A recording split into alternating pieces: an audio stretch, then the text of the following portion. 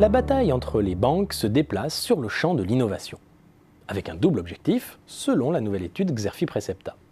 Rendre plus attractives les offres par une amélioration de l'expérience client et accroître l'efficacité des organisations via une automatisation de la gestion de la relation client et une industrialisation des process. Je rappelle en effet que l'exercice 2016 n'a pas été à la hauteur des espérances des leaders du marché.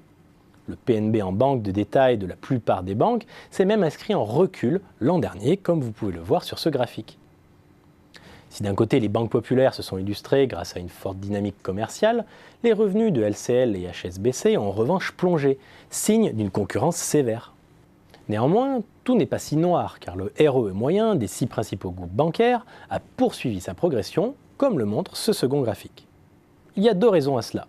La baisse du coût du risque et le recul généralisé des coûts grâce aux politiques de rationalisation et de transformation digitale, le digital étant au centre des plans stratégiques 2020 des grands groupes bancaires. L'heure est ainsi à la mutation des modèles d'affaires, où l'innovation est placée au service d'une expérience bancaire réinventée, à la fois plus simple, connectée et centrée sur les besoins des clients ainsi que sur l'omnicanal.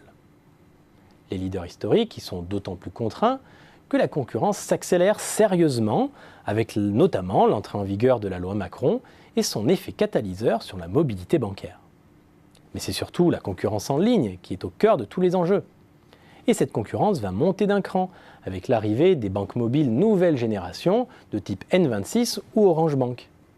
Citons également le lancement du compte Sésame par Carrefour Bank ou encore les offensives des fintech, dont le périmètre d'intervention ne cesse de s'élargir jusqu'à devenir de véritables plateformes de services bancaires et financiers.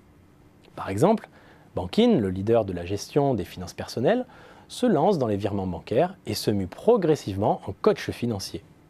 Il s'est par ailleurs allié avec la plateforme de gestion d'épargne en ligne, Advise, pour enrichir son offre.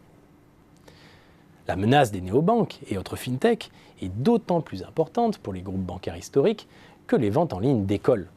Désormais, non seulement les comptes sont gérés en majorité en ligne au quotidien, mais de plus en plus, ce sont les souscriptions en ligne qui progressent. Malgré tout, les leaders historiques gardent encore la main. D'abord parce que les banques multiplient elles-mêmes les sites marchands.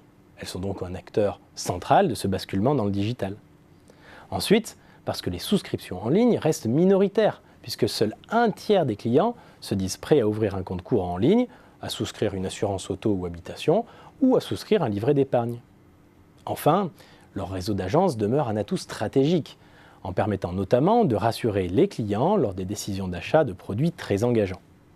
Bref, si les nouveaux entrants donnent le rythme et dessinent le modèle d'affaires de demain, ce sont toujours et encore les grands groupes bancaires qui mènent la danse.